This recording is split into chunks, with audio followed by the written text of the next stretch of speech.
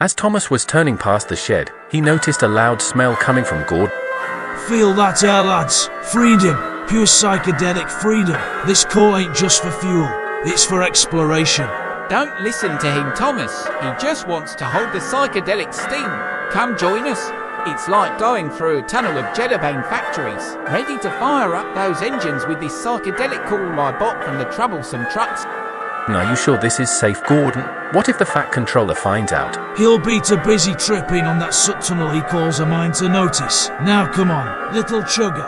Alright, I'll do one small hit. I have to return to my branch line in a bit. Let's take this rainbow ride. It's good stuff, Thomas. Thomas, wake up. You're going to have a trip. Thomas, are you alright? Thomas, you're going to have a trip.